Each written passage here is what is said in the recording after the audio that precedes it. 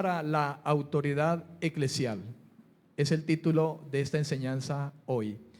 Es bastante extenso, no sé si hoy lo culmine, pero prácticamente tengo este mensaje escrito en el orden, con puntos y comas, tratando de traerlo aquí muy conciso y no rodar mucho en pensamientos o comentarios personales. De modo que le voy a pedir que usted esté atento. El diseño de Dios para la autoridad eclesial.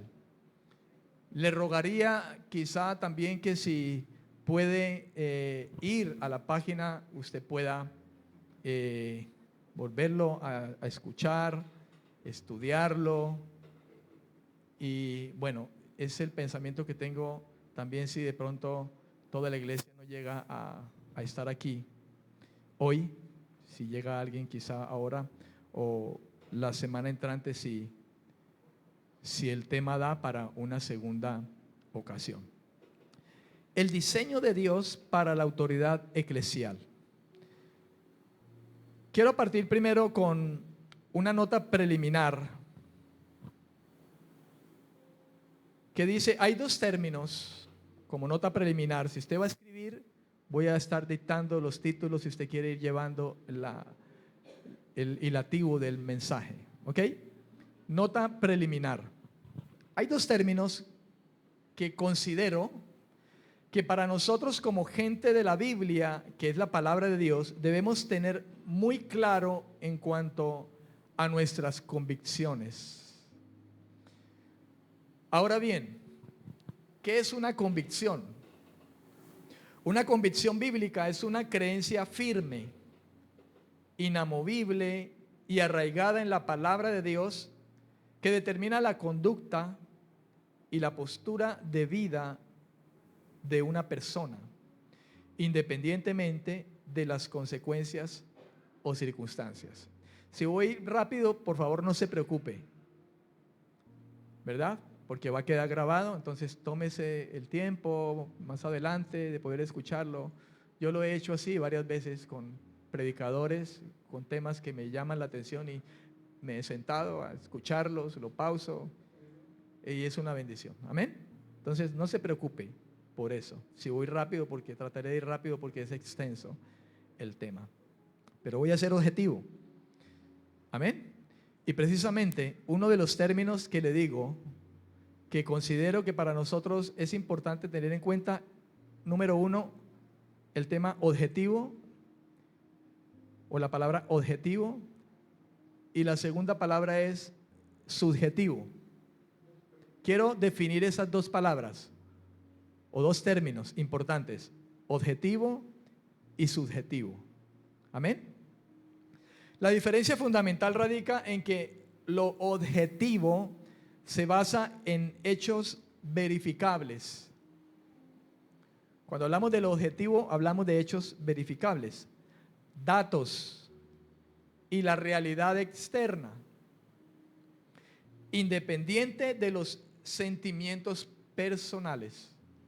Eso es algo objetivo.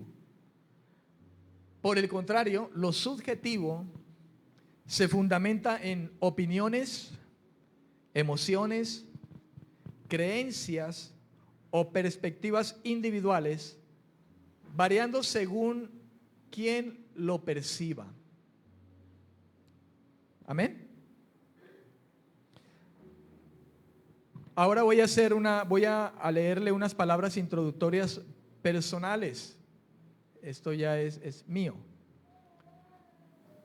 Porque le quiero decir, hermano, como introducción personal, que desde la base que el Señor nos ha estado trayendo hasta el día de hoy, de estudiar las Escrituras, de estudiar la Biblia, de mirar qué es lo que dice la Biblia, desde esa base, y en el esmero de entender la voluntad de Dios plasmada en la Biblia, y en base al mismo testimonio de ellas, cuando ellas mismas dicen en 2 de Timoteo capítulo 2 versículo 15, el apóstol Pablo dice, procura con diligencia presentarte a Dios aprobado, como obrero que no tiene de qué avergonzarse, que usa bien la palabra de verdad.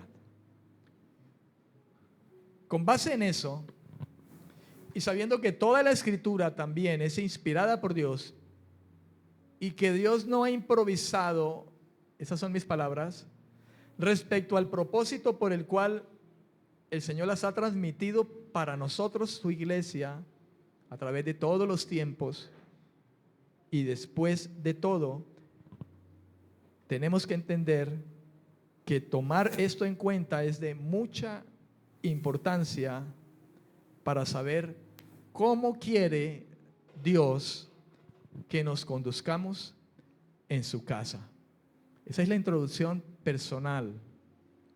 Ahora voy a hablar en términos generales, introducción general. Si usted lo va a colocar allí como un título. Quiero invitarles por un momento a que pensemos, hermano, en el universo que nos rodea. Pensemos en el universo que nos rodea. Cuando miramos la creación, nos damos cuenta que Dios no es un Dios de desorden. Dios es un Dios ordenado. Ha ordenado tan milimétricamente, tan perfectamente el universo que todo funciona a la perfección.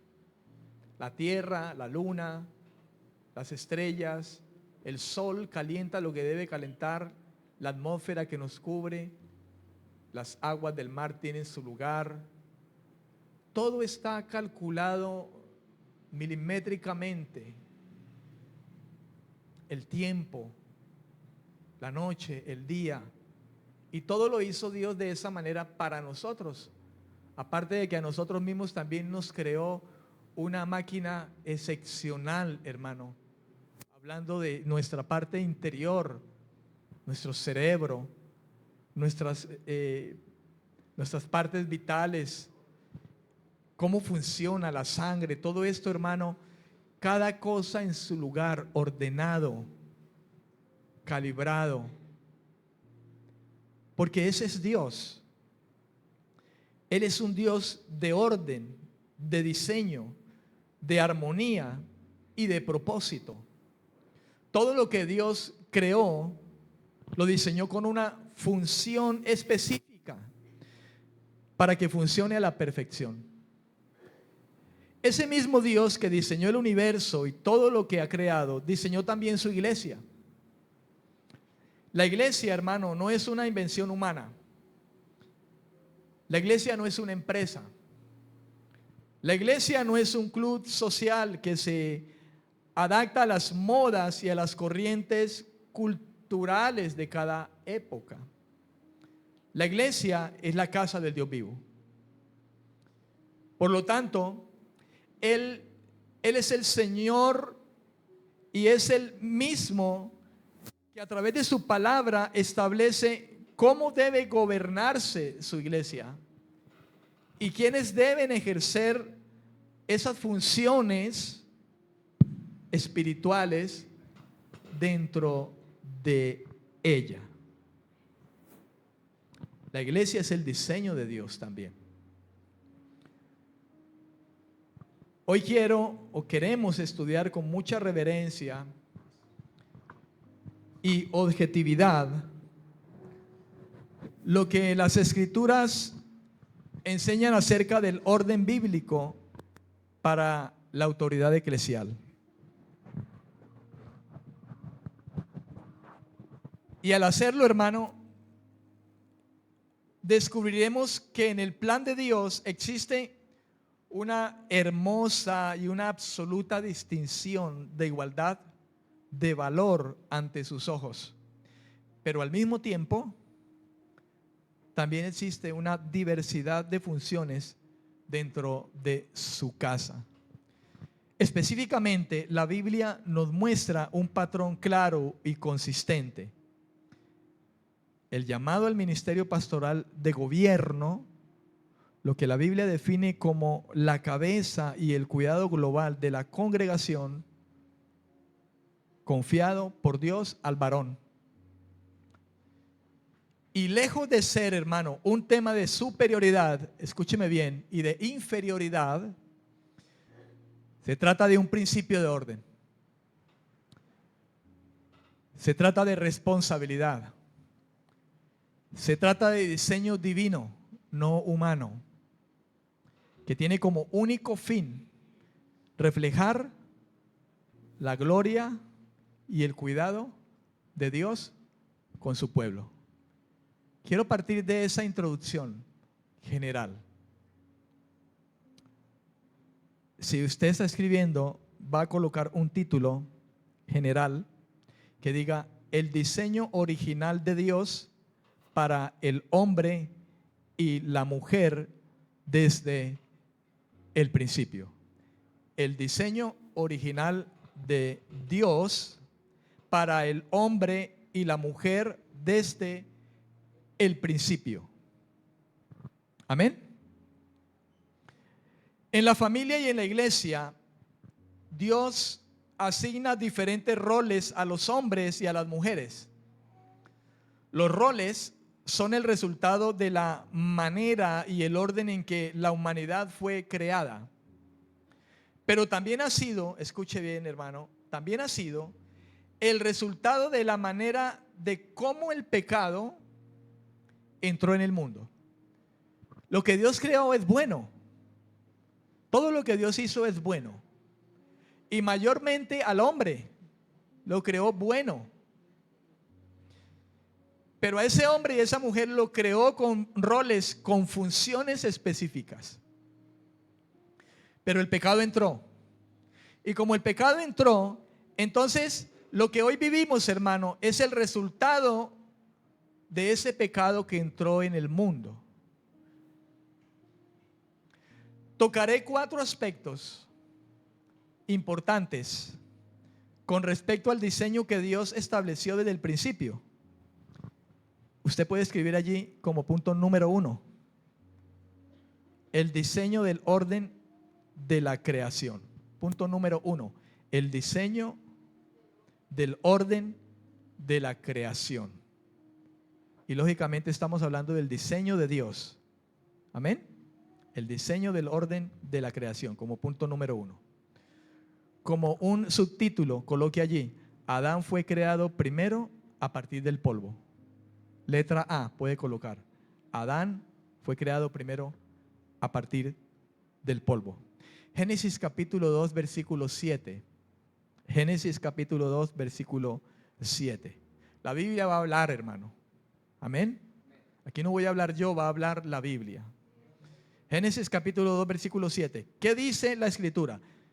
Dice: entonces Jehová Dios formó al hombre del polvo de la tierra, sopló en su nariz aliento de vida, y fue el hombre un ser ¿qué? Viviente. El hombre. Amén. Letra B: Eva fue creada después a partir de Adán. Letra B: Eva fue creada después a partir de Adán. Génesis capítulo 2 versículo 18. ¿Qué dice Dios en su palabra? Dice así: después dijo Jehová Dios: no es bueno que el hombre esté solo, le haré ayuda idónea para él. Génesis capítulo 2 versículos 22 al 25.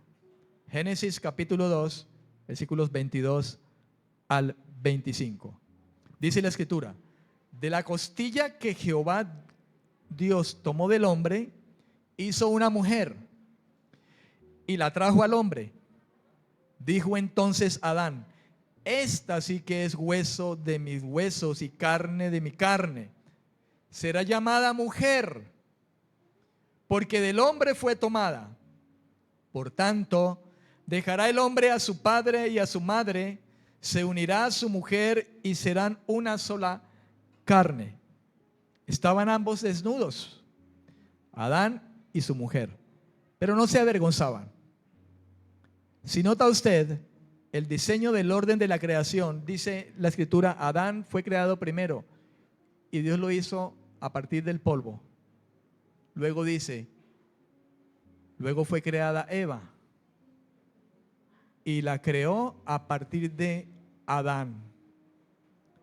Ese es el diseño del orden de la creación, hablando del ser humano, lógicamente, hombre y mujer. Amén. Punto número 2. Esté atento para que no se vaya a equivocar en el orden, en los números que coloque. Ahora el punto número 2.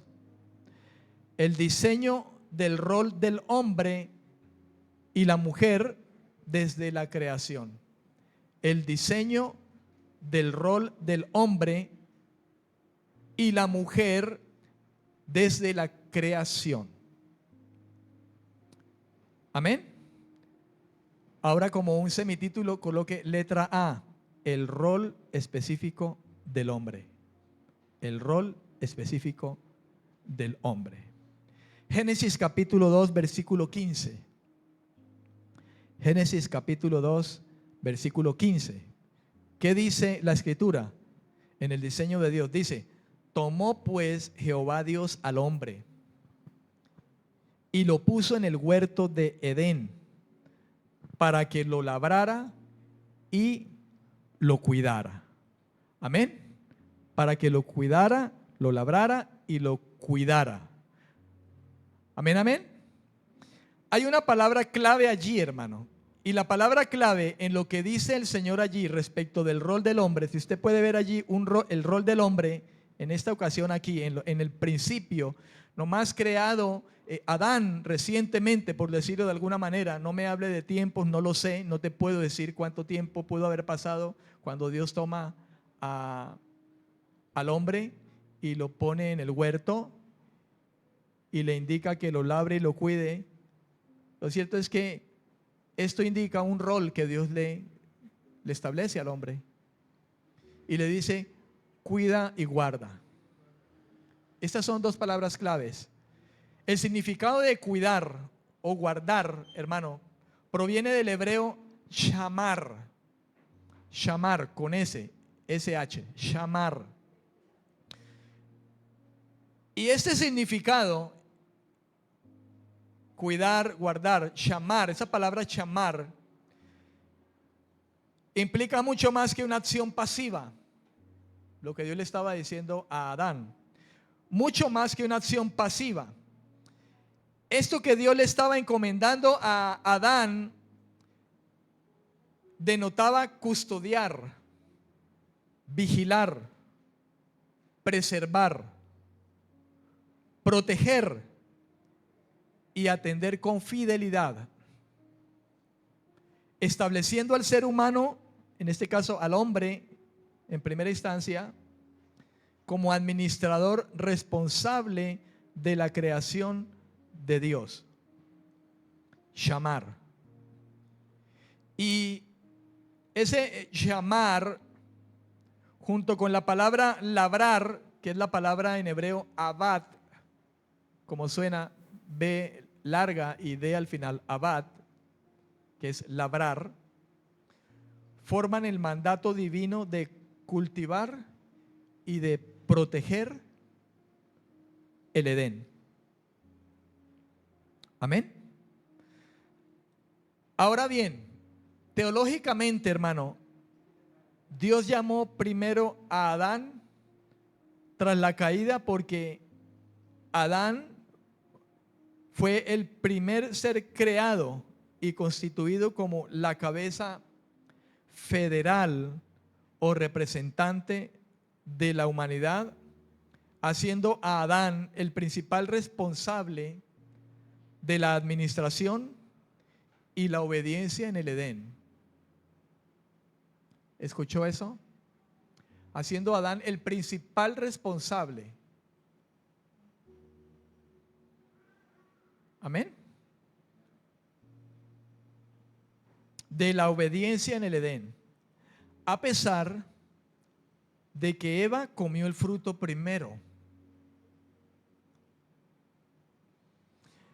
Adán fue creado primero y fue a él a quien Dios le dio originalmente el mandato de no comer del árbol del conocimiento del bien y del mal antes de la creación de Eva.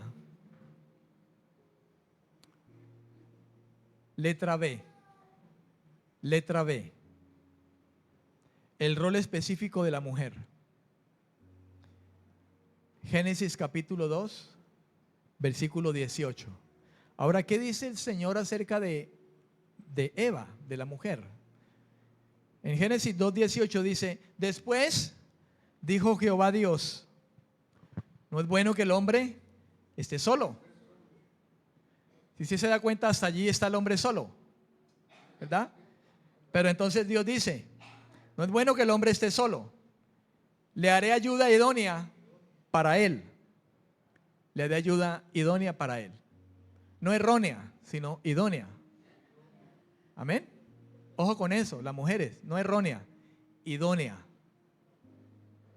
Esas palabras salieron de la boca de Dios. Lo que Dios hizo fue bueno. La mujer fue creada perfecta, con una característica de parte de Dios. Escuche, de parte de Dios, salió de Dios para ella, idoneidad. Y vamos a mirar qué significa eso. Lo que estaba en la mente de Dios cuando te creó, mujer. La palabra clave aquí, o digamos frase clave, es ayuda idónea. Ayuda idónea. Es clave allí. La frase ayuda idónea, hermana y hermano, basada en el hebreo, en la palabra hebrea o la frase hebrea con Z, ezer y con K y G intermedia, ezer kenegdo. Ezer, como suena, con K y G, kenegdo. ¿Captaron? Ezer kenegdo. Significa teológicamente, escuchen, una fuerza equivalente o una contraparte correspondiente o que corresponde. ¿Qué nos significa? ¿Qué nos significa esta frase ayuda idónea? No significa una asistencia inferior, no significa eso. No es una asistencia inferior, subyugada, ni mucho menos. Ezer kenegdo. La palabra ezer implica socorro. Dijo el Señor, ayuda idónea. Ayuda, ezer, implica ayuda, socorro, rescate o fuerza salvadora. Diría, le voy a hacer una ayuda, le voy a hacer una fuerza salvadora al hombre. No es bueno que esté solo. Le voy a enviar socorro, rescate, fuerza salvadora. ¿Escuchó eso, mujer? En la Biblia, hermana y hermano, este término se usa con mayor frecuencia para referirse al mismo Dios cuando salva o rescata a su pueblo de alguna situación, de algún evento, de alguna cosa. Por lo tanto, no denota subordinación o inferioridad, sino todo lo contrario, denota un compañero fuerte y un socio esencial para la vida. En este caso, esa mujer sería ese socio esencial para el hombre, que no es bueno que esté solo. Ahora la palabra kenegdo, que es la palabra idónea específicamente. Kenegdo significa frente a frente, indicando igualdad y complemento mutuo entre hombre y mujer. Ahora bien, mujeres y hombres también, la mujer que entiende esto que entiende esto, comprenderá la responsabilidad que tiene primero ante Dios y ante su esposo y su hogar, para ser una mujer sabia que edifica su casa bajo la sabiduría que da Dios. La mujer que entiende esto, entonces no será, como la Biblia dice, la mujer insensata que destruye su casa, sino la sabia que la edifica. Y la edifica bajo la sabiduría de Dios, porque hay sabiduría del mundo, diabólica, terrenal, carnal. La mujer que entiende esto lo hará bajo la sabiduría de Dios, no bajo la sabiduría de este mundo que es diabólica, carnal, animal, dicen algunas otras versiones, sino que lo hará bajo la sabiduría de Dios. El principio de la sabiduría, dice la Biblia, inclusive en Proverbios 1:7, el principio de la sabiduría es el temor de Jehová. Los insensatos desprecian la sabiduría y la enseñanza. Note usted, hermano, la Biblia habla de la mujer sabia que edifica su casa. Eso significa que esta mujer es una mujer que teme a Jehová, que respeta a Jehová, respeta al que la diseñó. La mujer insensata, contrariamente, desprecia la sabiduría de Dios, el que la diseñó y cómo la diseñó, y se va o se inclina hacia la sabiduría de este mundo, diabólica, carnal, animal. Eso no lo digo yo, lo dice el Señor a través de Santiago, ¿recuerdan? Cuando habla acerca de la sabiduría. Punto número 3. Punto número 3. El diseño fue distorsionado. El diseño fue distorsionado. Note usted, hermano, que hemos venido en un hilativo con respecto al tema. Estamos trayendo un hilo. Primero hablamos del diseño, del orden de la creación, cómo Dios crea al hombre primero, luego a la mujer. Al hombre lo tomó del polvo, a la mujer del mismo hombre.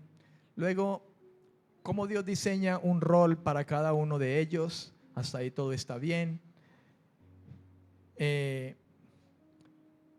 Y entre esos roles, pues al hombre lo coloca como guardián, como responsable en el huerto, inclusive ante su propia esposa, Eva.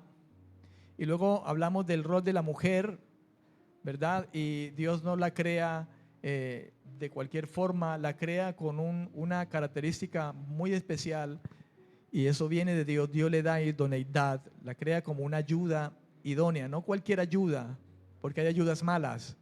No, esta ayuda es idónea. Lo que quiere decir que la coloca como la fuerza equivalente o la otra parte que corresponde.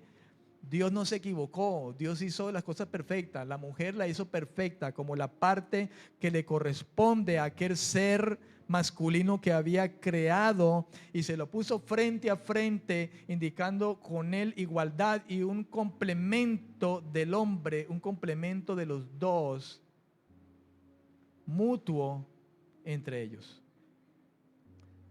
La mujer que comprende esto comprenderá la responsabilidad que tiene ante Dios en primera instancia, porque Dios le dio propósito, y ante su esposo y ante su hogar.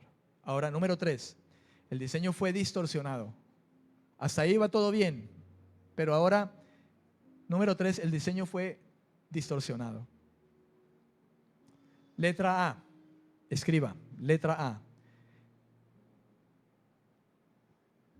El mandamiento dado. El mandamiento dado. Génesis capítulo 2, versículos 15 al 17. versículos 15 al 17. Dice la escritura: tomó pues Jehová Dios al hombre y lo puso en el huerto de Edén para que lo labrara y lo cuidara. Versículo 16, y aquí viene: y mandó, el mandamiento dado, y mandó Jehová Dios al hombre diciendo: de todo árbol del huerto podrás comer, pero del árbol del conocimiento del bien y del mal no comerás, porque el día que de él comas, ciertamente morirás. Hermano, Dios es totalmente transparente con nosotros.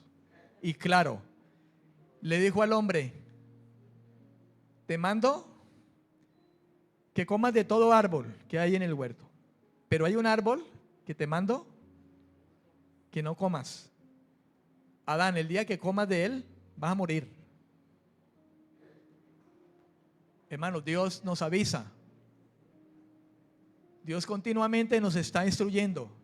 Y es lo que hacemos nosotros cuando vamos a su palabra, cuando nos congregamos, cuando escuchamos el mensaje del evangelio, en todo lo que concierne el buen consejo de Dios. Él siempre nos está diciendo, siempre nos está anunciando.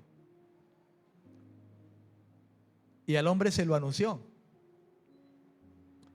Letra B: el mandamiento fue desobedecido.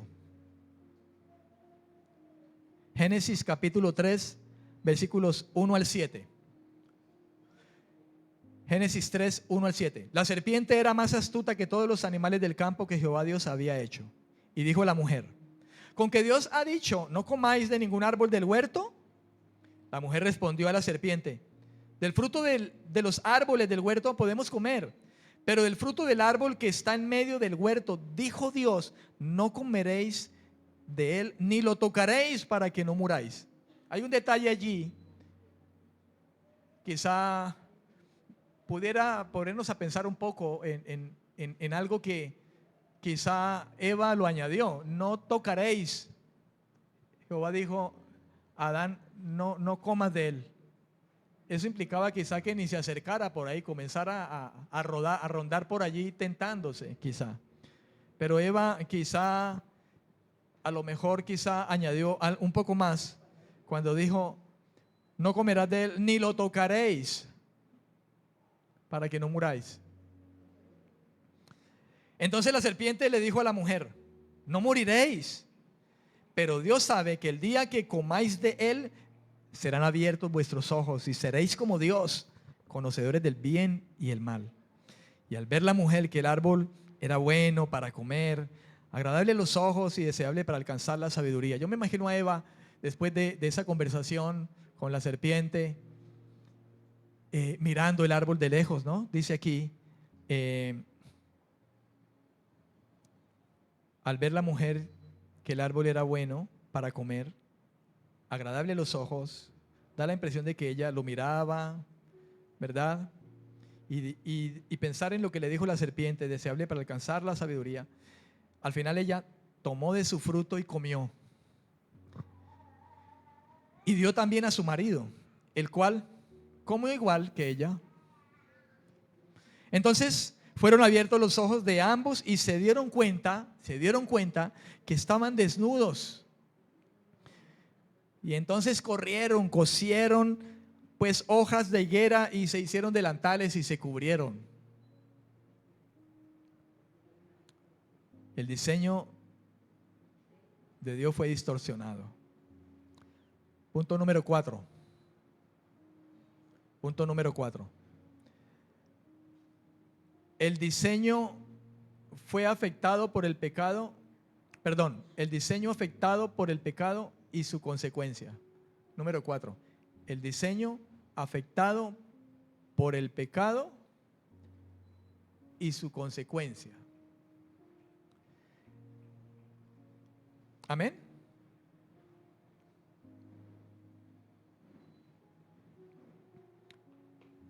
Pudiéramos utilizar o usar el texto de Génesis capítulo 3, versículos 14 al 19. Si usted va a escribir, está escribiendo, puede escribir ese versículo. No lo voy a leer por causa del tiempo.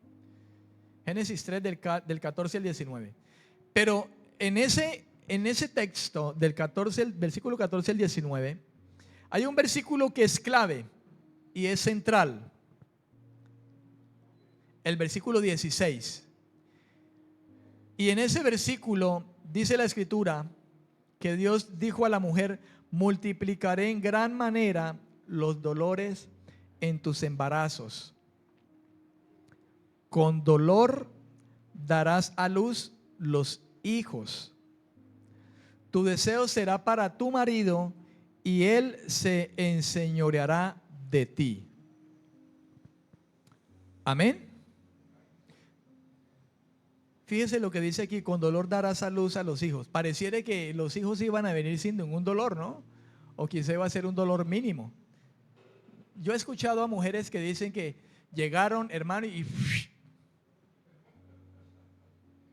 ni pujaron ni nada. Dicen: no, a mí no me dolió. Dicen mujeres: no. Y en cambio hay mujeres que les dicen, se apunta para el otro y dicen: no, ni me hable de eso. Hay mujeres que inclusive en parto, hermanos, se han librado de la muerte. Lo cierto es que aquí dice el Señor que parte de la consecuencia a la mujer, dijo: te voy a multiplicar en gran manera los dolores en tus embarazos. Multiplicar. Lo que también da a entender allí, ciertamente, es que habría dolor, pero sería un dolor somero, digámoslo de esa manera. Las mujeres son muy valientes por eso. Y eso está dentro del diseño de Dios. Dios las creó fuertes. Nosotros, yo creo que no hubiéramos sido capaces de eso. Un dolor de cabeza, una gripita ya nos... Hermano, pero la consecuencia fue eso: multiplicaré, mujer, en gran manera los dolores de tus embarazos. Con dolor darás a luz los hijos. Y tu deseo, le dijo, tu deseo será para tu marido y él se enseñoreará de ti. Hermano, las consecuencias del pecado marcaron la ruptura de la armonía original. Escuche. Y la introducción del dolor y desorden en las relaciones humanas. Preste mucha atención. Representa el juicio divino, donde el dolor en la maternidad, escuche, y la tensión, no atención, sino tensión, tenso, en la relación hombre y mujer, son consecuencias de la caída. A esto es lo que me refiero yo, la distorsión del diseño original.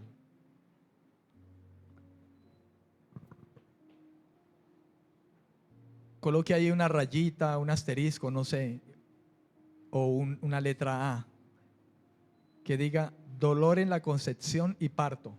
Dolor en la concepción y parto. Porque Dios habló de eso, ¿verdad? Entonces, coloque como semitítulo ahí, o letra A: dolor en la concepción y parto. Vaya despacio para que de pronto no tenga que tachar, para que escuche bien lo que le digo, ¿verdad? Dolor en la concepción y parto. Representa un dolor incrementado,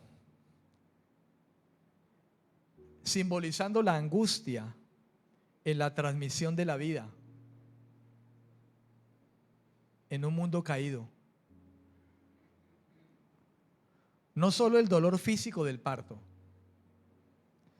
Cuando el Señor habló de este multiplicar del dolor de parto, representa, hermano, un dolor incrementado que simboliza la angustia en la transmisión de una vida que viene a este mundo caído. No solamente significa el dolor físico del parto, sino más allá, el hecho de transmitir o traer una vida, por decirlo de esa manera, a un mundo caído.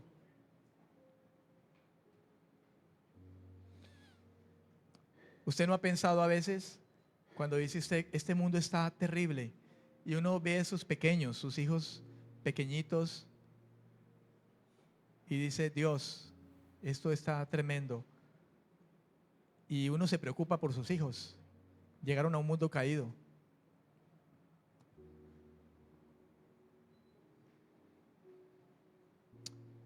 Letra B: deseo hacia el esposo. La Biblia dice así: tu deseo será para tu marido. Deseo hacia el esposo. Letra B allí. Aquí está la palabra, y considero que es una palabra clave, la palabra deseo. En el hebreo es la palabra, yo no sé pronunciar esto, pero voy a hacer lo que pueda. Teshugat, con H intermedia, SH, Teshugat. Es una Q, Techugab, H al final también. De pronto por allí lo encuentra la hermana secretaria.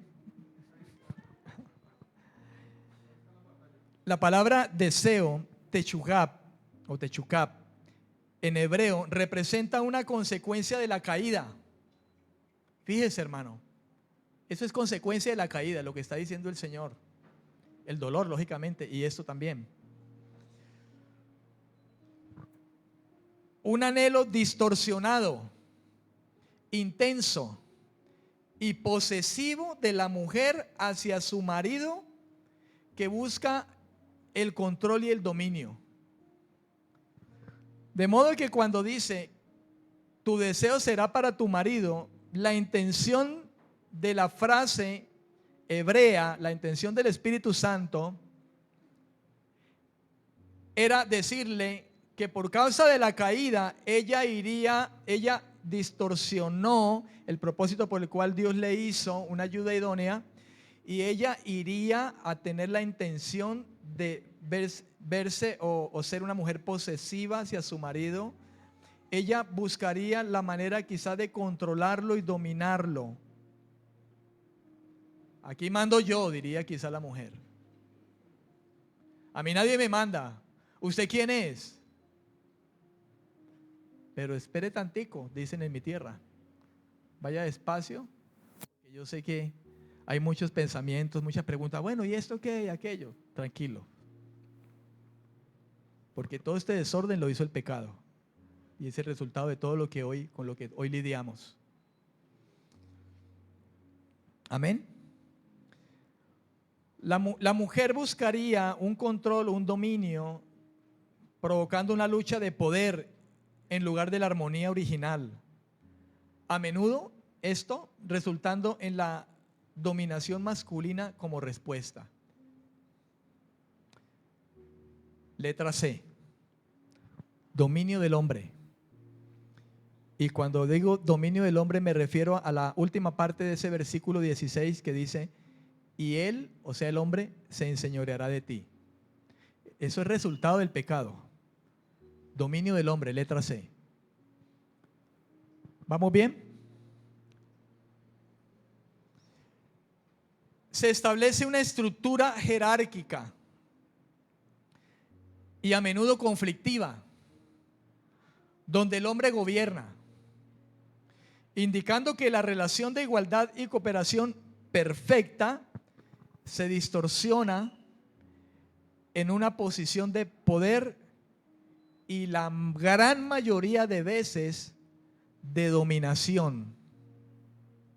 ¿Usted ha escuchado el término machista, machismo?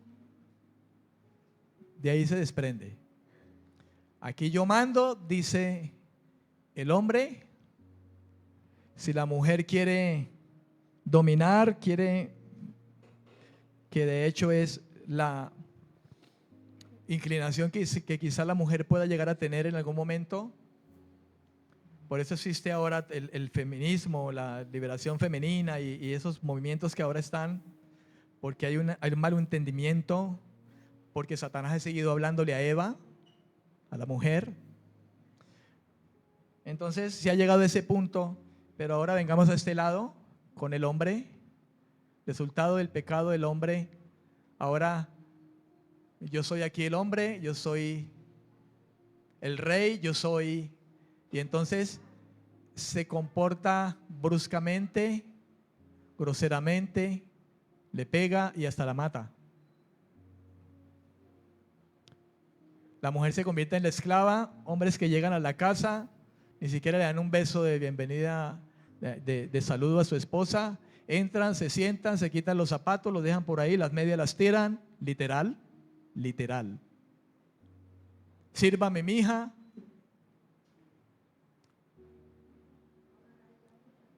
no cogen una escoba porque se les quita la hombría y muchas cosas.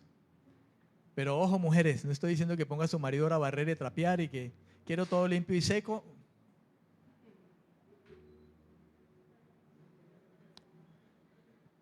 Y no se le cae nada a un hombre coger una escoba y barrer y trapear. Yo barro, yo trapeo. Mi esposa no me tiene que decir. Y si alguna vez mi esposa me dice, amor, ¿me ayudas a barrer y trapear? Le digo, ay, amor, no quiero. Estoy cansado, estoy haciendo otra cosa. O no quiero. Ella no se enoja. Ella no me va a echar los perros, ella no. Porque sabe quién soy. ¿Comprende? Pero vamos despacio. Vuelvo y le digo, este es un desorden que hay que aprender a comprender, discernir, entender. Porque este fue el desorden del pecado. Amén. Y tenemos al Señor que nos ordena los pensamientos, las intenciones, todo en el lugar. ¿Estamos de acuerdo? Ahora sí, coloque como un título general también, así como lo colocó al principio cuando le hablé acerca del diseño original de Dios para el hombre y la mujer en el principio. Es un título general. Ponga ahora un título general grande, por decirlo de esa manera, que diga: el diseño de Dios, coma, en proceso de restauración, coma, por la gracia de Dios en Cristo. El diseño de Dios en proceso de restauración por la gracia de Dios en Cristo. ¿Qué vino a hacer el Señor en Cristo? Vino a salvar lo que se había perdido, pero Él vino a ordenar. De hecho, Dios nos salva de la condenación, pero lo que hace es ordenarnos el desorden en nuestra vida. Él cambia el desorden, Él pone leyes y las escribe en el corazón. No son leyes externas, ahora las ha puesto en el corazón.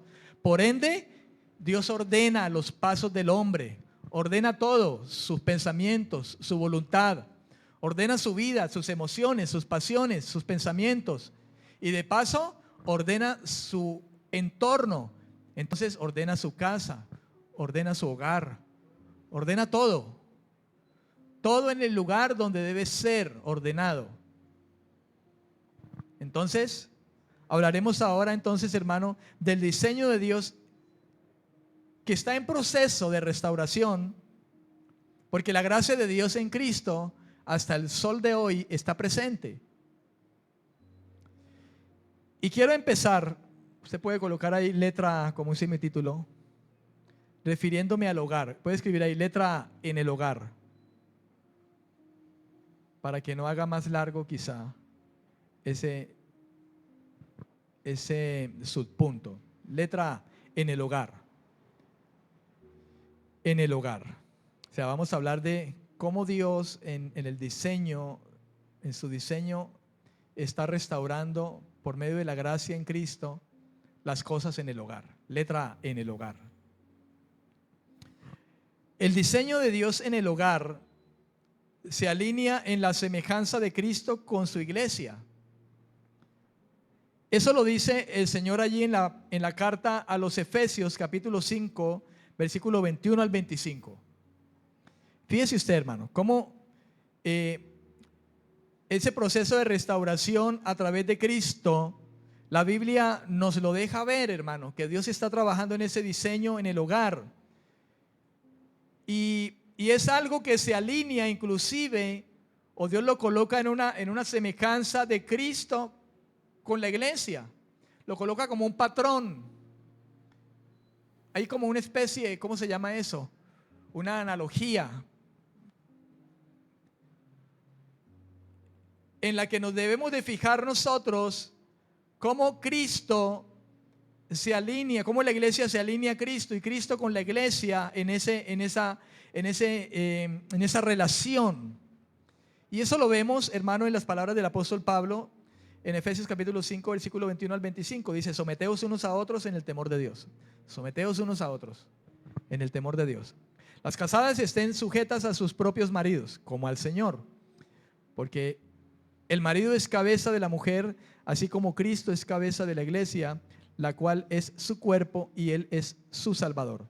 Así que, como la iglesia está sujeta a Cristo, así también las casadas lo estén a sus maridos en todo.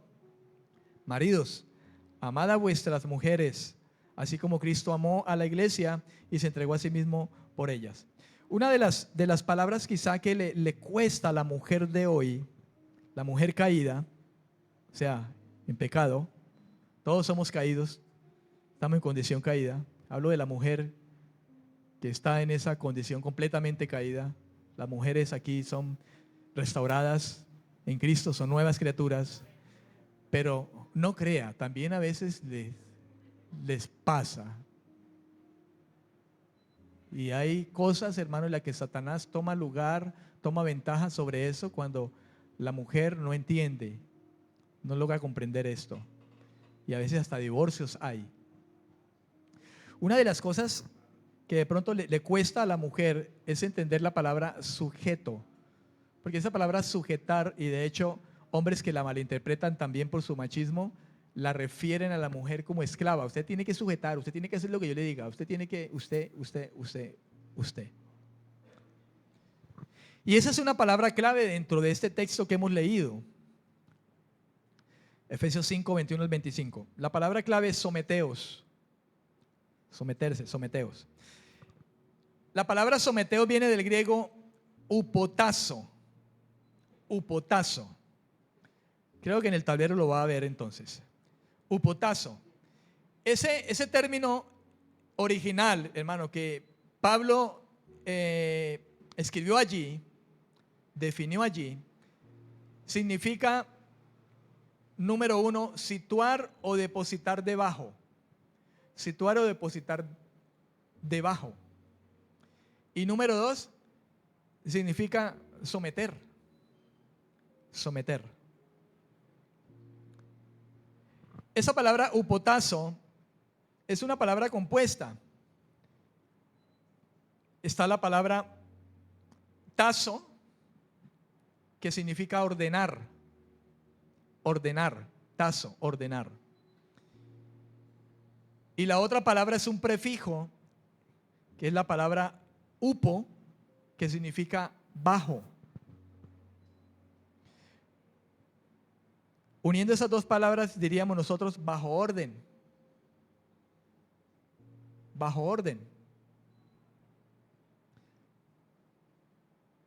Según el contexto siguiente al versículo, indica al versículo ¿cuál? Al versículo 21. Le dice someteos unos a otros en el temor de Dios.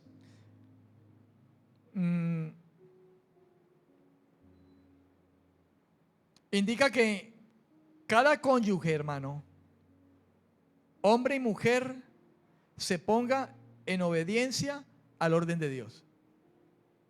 De modo que, mujeres, cuando el Señor dice las casadas estén sujetas, no se preocupen, porque el Señor no está diciendo nada raro. Él de antemano en el versículo 21 lo dejó claro. Él dijo someteos unos a otros y dijo en el temor de Dios, en el respeto a lo que Dios estableció, en el lugar donde Dios lo puso perfectamente. Sométanse así. La mujer sométase a lo que Dios originalmente hizo para ella y donde la puso. Y al hombre también. Entonces, no podemos sacar ese sometimiento, ese sujetarse fuera del contexto del orden de Dios. Dice, someteos unos a otros, pero háganlo en el temor de Dios. Eso es clave allí. Esa es una palabra clave. La segunda palabra clave aquí es cabeza, que también hay algún problema quizá con las mujeres en esa interpretación, ¿verdad? Y ellas dicen, yo no me voy a dejar. Y los hombres también. Aquí yo soy la cabeza, aquí tal cosa. Y dicen eso para obrar mal, para ser machista, para herir, para dañar, para maltratar, para irrespetar. La palabra clave cabeza viene de una palabra griega que es kepale o kepalé. Esa palabra significa literalmente cabeza. Literalmente significa cabeza. Pero Pablo la usa en un sentido figurado. Y al igual que en el español, la cabeza puede remitir al personaje principal. Él es la cabeza, el personaje principal. El primero en cuanto a jerarquía. Alguien que está a la cabeza de algo. Alguien que tiene el mando. Como por ejemplo el varón con respecto a la mujer. Una relación comparable con la relación de Cristo con la iglesia. ¿Quién es la cabeza de la iglesia? Cristo. Entonces, el ejemplo que habla ciertamente ese versículo, ese texto que hablamos del 21 al 25, Efesios 5, del 21 al 25, hermano, es comparable con la relación de Cristo con la iglesia. Por eso debemos tener cuidado, los esposos, las esposas, porque el ejemplo que nos pone a seguir el Señor es cómo Cristo se relaciona con la iglesia. Y la iglesia también debe mirar en cómo se relaciona con Cristo. Fíjese la estatura que nos ha puesto el Señor con respecto a esto. Se percibe entonces, hermano, como una analogía del hombre como cabeza de su mujer, del que se puede esperar que la ame y la proteja. ¿Escuchó? Se percibe cuando hablamos de cabeza, que el hombre es cabeza de la mujer, se percibe como una analogía del hombre como cabeza de su mujer. Una analogía con la iglesia, Cristo y la iglesia, donde se puede esperar que el hombre ame y proteja a su mujer. Para el apóstol, hermano, para el apóstol Pablo es un hecho probado que en el matrimonio es el marido quien guía. Es él quien guía. La mujer no deja de ser ayuda idónea. ¿Comprenden, hermanas? La mujer no deja de ser la ayuda idónea. Y ya hablamos de eso, lo que significa eso y la responsabilidad que tiene. Y la bendición que Dios le ha dado a la mujer. Dice que es algo que inclusive se refiere a Dios mismo. Esed kenegdo. También habla de Dios cuando protege, guarda a su pueblo.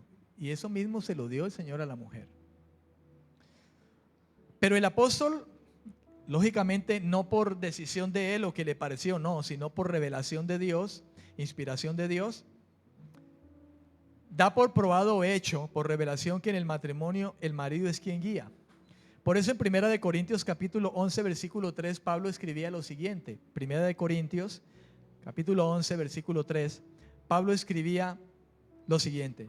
Él dijo: pero quiero que sepáis que Cristo es la cabeza de todo varón, dice Pablo a la iglesia. Quiero que sepáis que Cristo es la cabeza de todo varón. Y el varón es la cabeza de la mujer. Y Dios es la cabeza de Cristo. Entonces cuidado, porque hay un engranaje y viene de arriba. Dios es la cabeza de Cristo, Cristo es la cabeza del hombre y el hombre es la cabeza de la mujer.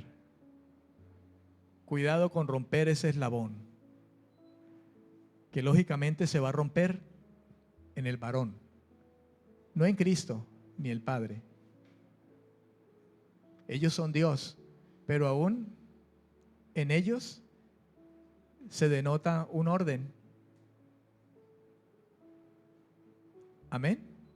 Nadie está por encima del otro, nadie subyuga al otro. No, es una unidad perfecta, clara, transparente,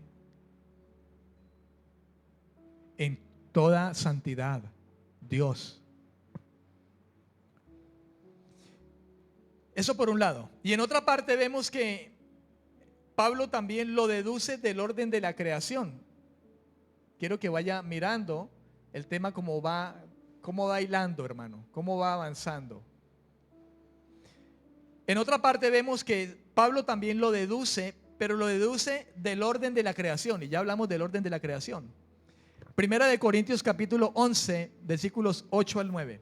Primera de Corintios capítulo 11, versículos 8 al 9. Dice así: pues el varón no procede de la mujer, sino la mujer del varón.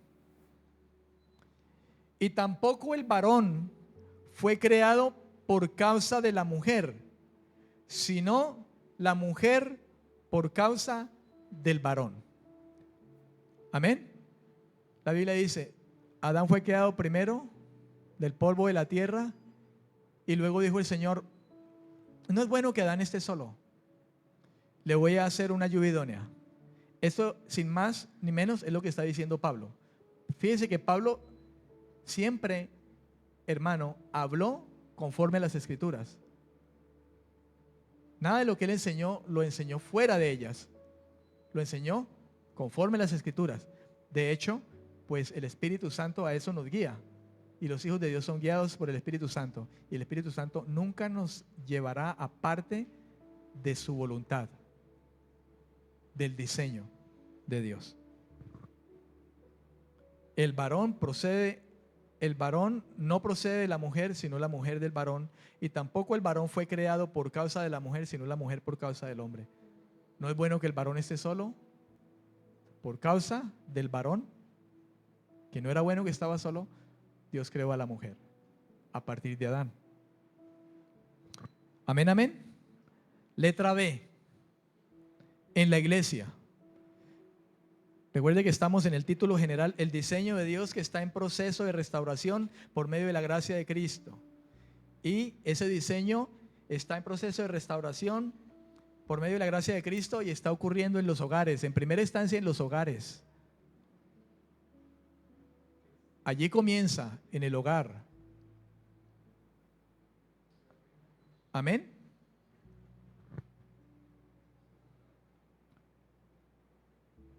Letra B, le dije, ¿verdad? En la iglesia. En la iglesia. Ahora voy a meterme en la iglesia. Ya me metí en el hogar. Lo que Dios dice acerca de esto en el hogar. Hablando del orden. Y a lo que debemos ir, guiados por el Espíritu de Dios, a ese orden. Ahora entro a la iglesia. Y quiero dictar un versículo que generalmente se ha convertido en el punto quizá de la controversia, uno de los principales versículos de la Biblia que se ha convertido quizá en el punto principal en cuanto a la controversia del diseño de Dios original en cuanto a la autoridad eclesial. Y eso no es de ahora. Eso viene desde los siglos XIX y XX aproximadamente. Es que se ha venido denotando eso de alguna manera. Hasta el sol de hoy. Primera de Timoteo capítulo 2, versículos 11 al 14. Primera de Timoteo capítulo 2, versículos 11 al 14. Pablo, hablando a Timoteo, está dejando a Timoteo a cargo de la iglesia en Éfeso y le está enseñando acerca del orden. Y esto no lo hace Pablo a su propia merced, sino guiado por el Señor. Los hombres de Dios fueron inspirados por Dios. Y le dijo Pablo a Timoteo: la mujer aprenda en silencio, con toda sujeción. No permito a la mujer enseñar, ni ejercer dominio sobre el hombre, sino estar en silencio. Pues Adán fue tomado primero, después Eva. Y Adán no fue engañado, sino que la mujer, siendo engañada, incurrió en transgresión. Cuando nosotros leemos así de primerazo y nos quedamos con ello así, las primeras que yo creo que saltan en primera instancia son: ¿cómo así? Que me mandaron a callar. Y yo creo que de esa manera quizá el feminismo de hoy y todo eso lo han tomado así, tal cual. Eso es como el que escucha: no se embriaguen con vino, antes bien sean llenos del Espíritu Santo. Y algunos, como lo leen así, dice: vea, con vino no. Pero el Señor no dijo que vodka o champañita, un guarito, un chirrinchi, un tequilazo. Él dijo fue vino. ¿Ves? Y se quedan allí. Pero la Biblia es para escudriñarla, hermano. Y Dios nos ha dado el Espíritu para que nos guíe a toda verdad, para que entendamos, comprendamos. Nicodemo fue un gran maestro de la ley, y con todo y maestro no entendía, y supuestamente maestro de la ley. Y el Señor Jesús lo corchó y le bajó los humos. Le dijo: tú tienes que nacer de nuevo para que puedas entender el reino. Y era un maestro de la ley. Pero al parecer como que había pasado así volando, pero no había escudriñado, y pues no tenía el Espíritu Santo para guiarle a la verdad, para abrirle los ojos y revelar. Revelar significa discurrir algo que está tapando algo, y lo deja ver con claridad e ilumina para que podamos comprender. Estas son las palabras, hermano, que pronunció el apóstol Pablo a Timoteo, y en lo que sabemos lo hizo inspirado por Dios mismo en razón de su llamado, el llamado de Pablo, de su llamado a edificar la iglesia de Jesucristo. Algo que dijo Pablo, algo que dice Pablo en la mayoría de sus cartas cuando saluda, es que él es apóstol llamado por Jesucristo, convocado por Jesucristo. Él siempre, por lo general, en sus cartas saluda de esa manera: apóstol de Jesucristo, llamado por Jesucristo al apostolado. A él no lo nombró olvi alguno, ni él mismo se autonombró. Él dice: llamado por Jesucristo.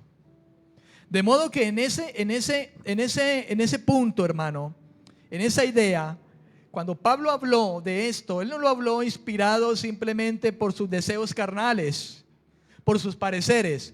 No, él estaba siendo inspirado, hermano, por aquel que lo llamó con un llamado específico y con una revelación específica a edificar, construir la iglesia de Jesucristo. Primero a llevar el fundamento que es Cristo, y luego a enseñarles y darles materiales para que en base a Cristo, que es la principal piedra del ángulo, es el principal, de ahí emana toda la sabiduría, de ahí sigamos nosotros teniendo ese fundamento que Cristo es el Salvador, es el Señor, es nuestro Redentor. Ahí construyamos nuestra vida. ¿Con qué materiales? Con la revelación, con el consejo, con la verdad, con el diseño, con el orden de Dios.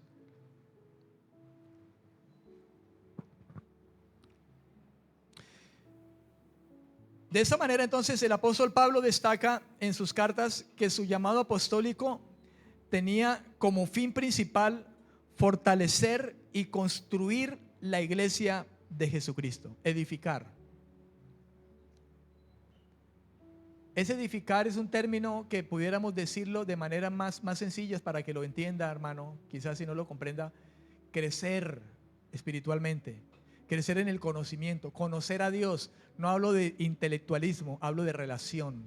Yo conozco quién es Él es santo, Él es justo, porque Él es un Dios personal, lo conozco, sé cómo piensa. ¿Me entiendes? En ese sentido, se habla de edificar la iglesia. Muchos hoy en día edifican, hermano, bajo otros fundamentos. Hay iglesias edificadas en emociones. Inclusive hay iglesias que se edifican simplemente en los dones espirituales. Ay, pastor, ¿está mal? No, los dones espirituales el Espíritu Santo reparte como quiere. Pero tenemos que hacerlo en la dirección del Espíritu, bajo la dirección, bajo el entendimiento y la guía del Espíritu Santo. Pero hay quienes toman su fundamento simplemente en los dones y no en Cristo. Un ejemplo de eso son los corintios. Ellos hasta se saludaban en lenguas. Hablaban por teléfono. No había teléfono en ese tiempo, ¿no? Pero supongamos que habría. Y comenzaban y Pablo le dice: No sean absurdos. Yo hablo mucho más en lenguas que ustedes, pero yo prefiero hablar con claridad, conciso, para que entiendan. ¿Cómo van a decir amén? ¿Cómo van a entender? Y si alguien, bueno, usted ya sabe todo eso, pero hay quienes se edifican, hermanos, simplemente sobre los dones. Así estaban los corintios haciendo competencia, quizá, no, yo profetizo y aquí el mayor soy yo que hago milagros. Y Pablo dijo, el mayor de todos, ¿quiere saber quién es? El que profetiza, porque habla en nombre del Señor.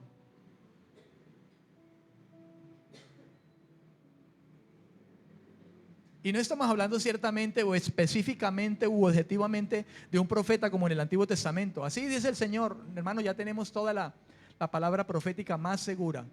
Que Dios puede hablar a través de un hombre o una mujer al que Dios le entrega pero es Dios el que habla. Hoy en día hay muchos que hablan de su propio corazón. Y así dice el Señor, y nos encontramos así. Por eso dice la Biblia, si alguien va a hablar algo, hay que juzgarlo. Hay que probarlo. Amén. Y si usted quiere escuchar palabra profética segura, hoy la está escuchando.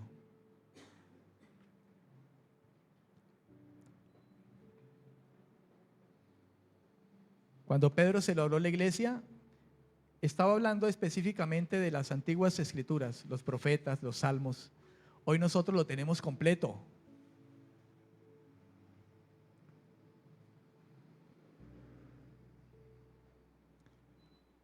Amén.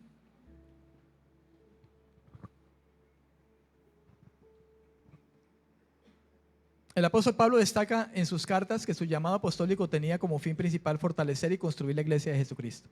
Segunda de Corintios 10:8. Miremoslo, si es verdad. Segunda de Corintios 10:8 dice Pablo, aunque me gloríe en algo más todavía de nuestra autoridad, la cual el Señor nos dio para edificación y no para vuestra destrucción, no me avergonzaré, dice Pablo. Aunque me gloríe algo más todavía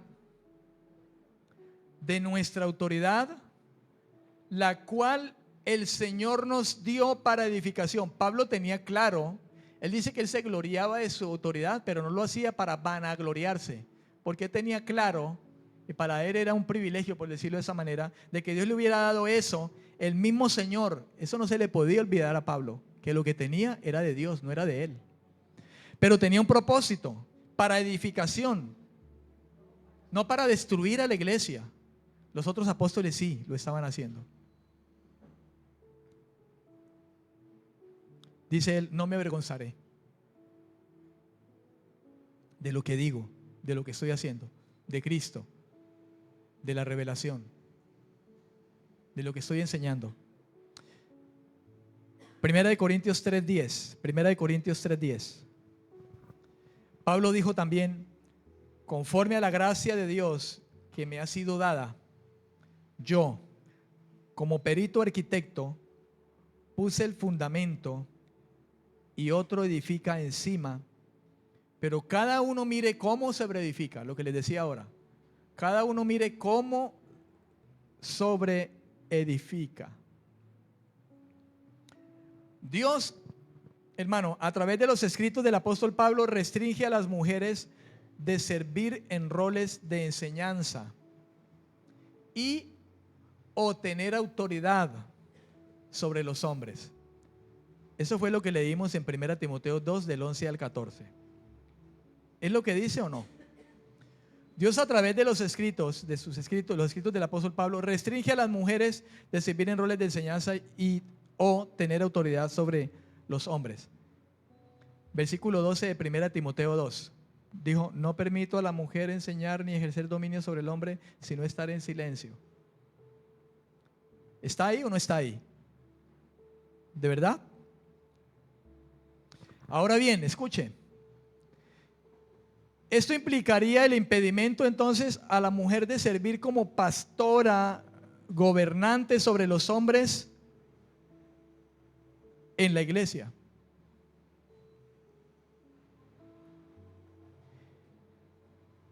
¿Y por qué? Porque esto definitivamente incluiría enseñarles públicamente, pero también implicaría ejercer autoridad espiritual sobre los hombres, puesto sobre los hombres de una mujer gobernante. Hay una palabra clave aquí, es quizá la que más pueda molestar a algunas mujeres: silencio. Pero hay una mala interpretación de silencio si lo tomamos simplemente allí y no escudriñamos las escrituras. La palabra silencio viene de el griego jesuchía, y le voy a decir cuál es el significado o cuál es la intención de Pablo cuando decía esto. Significa tranquilidad, tranquila, silencio, sumisión ordenada. Amén. Ya hablamos de sumisión, ¿no es cierto? En el hogar, en el temor del Señor. La mujer ya sabe qué le corresponde. Es más, al hombre también, someteos los unos a los otros, pero Dios puso roles. La mujer es ayuda idónea, gran ayuda, es bendición de Dios. Pero Dios le dijo: silencio, tranquila, sométase ordenadamente, con un espíritu pacífico, en lugar de un silencio absoluto. Dios no le ha dicho calle la boca, no le ha puesto un bozal a la mujer. Si eso fuera así, entonces Dios se está contradiciendo, porque Dios mandó amar a la mujer. Es más, hace una comparación del matrimonio, hombre y mujer, con Cristo y la iglesia. Una comparación. Dios no le ha puesto a la iglesia un bozal, ¿o sí? Antes nos tiene la boca destapada para que diga: vayan y anuncien el evangelio, vayan y prediquen la verdad, pero vívanla también. Hablen verdad los unos a los otros. Espero que el Espíritu de Dios nos dé entendimiento, mi querida iglesia. No indica un silencio absoluto, cerrar la boca, un bozal. Así lo ha tomado el mundo, y es el desorden que el pecado ha traído. Indica aprender sin causar perturbaciones, no ejercer autoridad sobre los hombres y evitar comportamientos dominantes en el contexto de la adoración. ¿Escuchó? No ejercer autoridad sobre los hombres y evitar comportamientos dominantes en el contexto de la adoración a Dios, la vida de Dios, el entorno eclesiástico. Recuerde que estamos en la iglesia, ya hablamos del hogar. Allá en el hogar también Dios fue claro. Aquí Dios está siendo claro también en la iglesia. El estar en silencio para la mujer tampoco significa, por lo que parece, que las mujeres deban someterse a todos los hombres en la iglesia. Más bien, las mujeres deben ser sumisas en la iglesia cuando se está llevando a cabo la enseñanza, a lo que se está enseñando y a aquellos hombres que la están enseñando.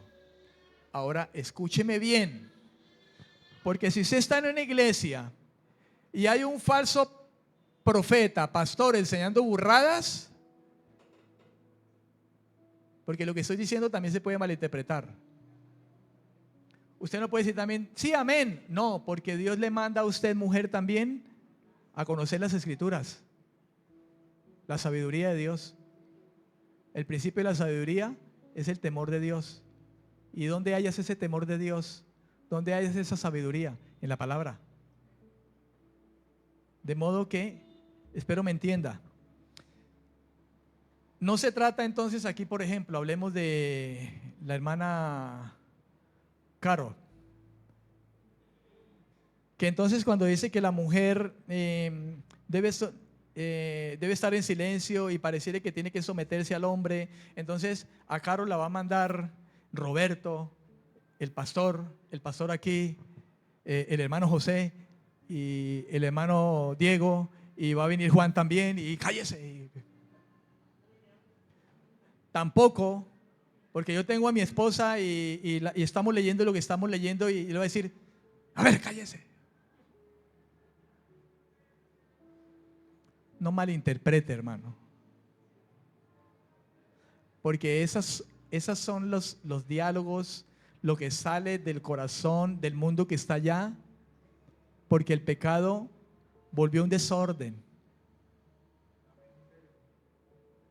Hoy día, pero ¿por qué el movimiento feminista? Hoy, ¿por qué? Diga, los hombres tienen la culpa, claro. Mucho motivo de que hoy exista el feminismo y todo eso es por el maltrato de los hombres. ¿Por qué? Por el pecado. ¿Y ella por qué hace eso? El feminismo y todo ese movimiento que hay hoy en día y todo, y que quieren aplastar al hombre también. ¿Usted se ha dado cuenta? Esa película, ¿se acuerda de esta película que presentaron de unos muñecos, las Barbie? Ahí usted puede ver cómo está este mundo en desorden. Pero todo es desorden del pecado. Ahora, si esas mujeres que dicen ser feministas llegaran al Señor y el Señor les abriera los ojos, no estarían haciendo lo que hacen, estarían obedeciendo al Señor. Si ese hombre que tiene es machista, es guache, lo que sea, pues entonces sepárese, o vaya, demándelo y métalo a la guandoca. Si usted es una mujer de Dios, le va a decir, tú quieres ser mi cabeza, entonces te tienes que someter a esto, porque tu cabeza es Cristo. Y si tú quieres ser mi cabeza, tú lo tienes que hacer en el Señor. La mujer de Dios no va a ir en contra del marido, ni lo va a maltratar, ni le va a hablar feo, no, le va a hablar con sabiduría, con mansedumbre, y le va a decir, me someto si es así. Si no te sometes a Cristo, no me pides que me someta a ti. ¿Comprenden, mujeres? ¿Y comprenden, varones también?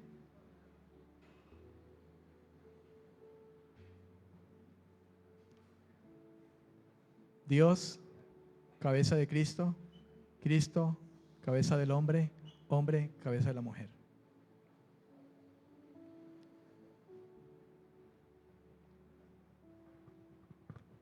Y lo mismo el hombre con la mujer.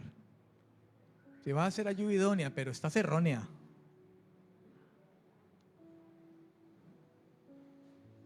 Se supone que la gracia vino para salvarnos, pero vino para ordenar lo que estaba desordenado. Dios es un Dios de orden.